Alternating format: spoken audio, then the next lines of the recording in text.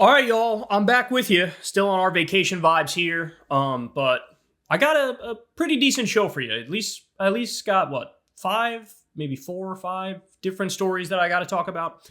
All right, so we're gonna get to Trump's shocking reaction to his debate with Biden. I'm gonna lead with that in just a second. Then I want to catch you guys up. We've been talking a lot recently about various Supreme Court cases and their decisions, and I missed, I believe, 2 or 3 of them, and we're going to dive into those today. One of them involves the homeless, another one involves January 6th. We'll talk about that. And then later on, I'm going to give you the French election, what went down in the French election. And spoiler alert, it was an absolute rout of the centrists. The centrists basically collapsed, the Macronists. So a lot to talk about there. And then, man, we're going to take a trip down memory lane. I'm going to show you. I thought Biden's decline, you could really see it from, if you look at 2016 Biden versus today. But honestly, even 2019 Biden versus today, there's a big, big difference, man. It's kind of disturbing to see.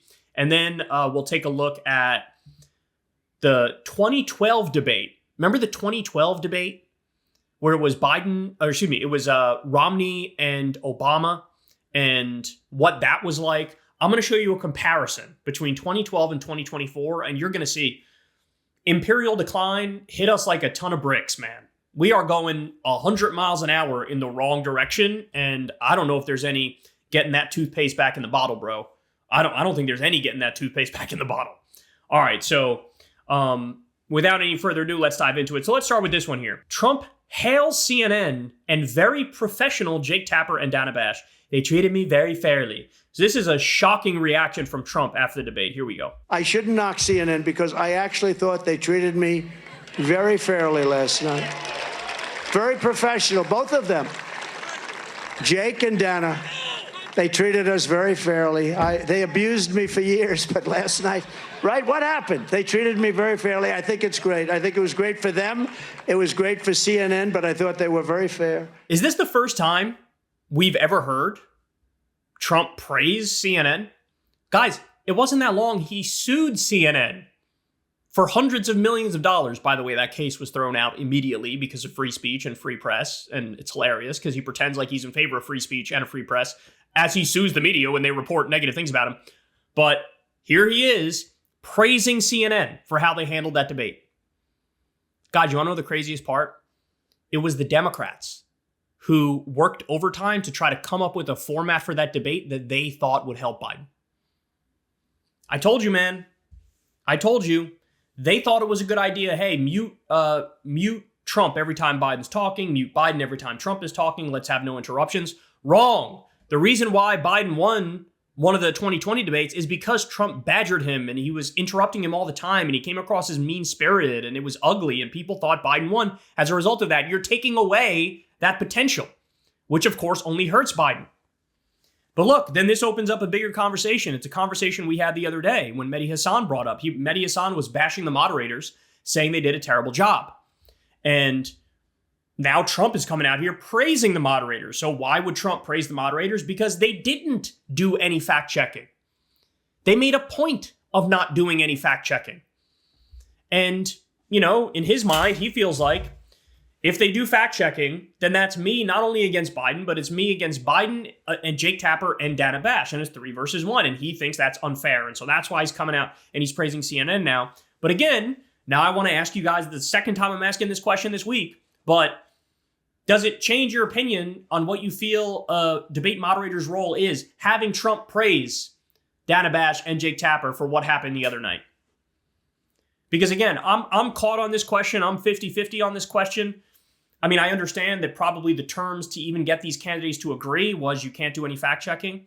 But, then, I don't know, that feels like a distinctly unmedia-like reaction. Like, this is your job. Your job is to get the truth out there. And if you give up on trying to get the truth out there, then what are we doing here? What are we doing here? You have 2, dictator wannabes up there giving their own postmodern personal version of their truth, and the whole country is just supposed to swallow it whole and fall for it hook, line, and sinker. That feels like deep imperial decline. That feels like we no longer live in a world where facts matter, right? And that's disturbing to me. But then again, if you fact check all the time, then these people lie like they breathe. And so you would be there for at least 50% of the time, the moderators would be the ones doing the talking. And that's when you get the criticisms of people saying, well, I'm not here to watch you. I'm not here to listen to Dana Bash monologue or Jake Tapper monologue. I'm here to listen to the candidates. So you guys keep interrupting. You guys keep interjecting. You guys keep cutting them off. You guys keep correcting the record. But we don't like it. You know, there's also just the basic human element of the more you interrupt, the more you try to say, that's not exactly right, here's the reality, the more dislikable you appear to the average person, right? And so you have to like balance all of these things. And again, I don't know what the correct answer is, but my take on it is they at the very least had to do a little more moderation than they did do. Because Trump would get away with saying insane things like post-birth abortions are real, right? You can't let something like that go. That's insane. That's insane. He also denied the 2020 election again and said there was massive fraud in the last election. You know, you have to find the happy medium between letting the candidates go at it and correcting the record, but certainly at least with the most egregious lies, you need to correct the record. And I think, look, they need to look in the mirror if Donald Trump is praising them and saying they did a wonderful job. Because if he thinks you guys did a wonderful job, you know damn well you really abdicated a lot of your responsibility as a journalist in doing this.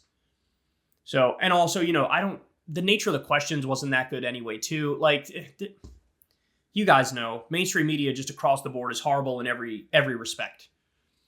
I mean, the way they frame some of the questions, I think it was like deficit questions and immigration questions, very right-wing framing also across the board. And it's hilarious because they get tarred by Republicans as being left-wing media, but they're not remotely left-wing.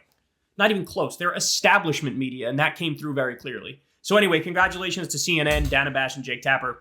You just made Donald Trump very happy. Hey, y'all, do me a favor and like and subscribe. It helps out big time in the algorithm.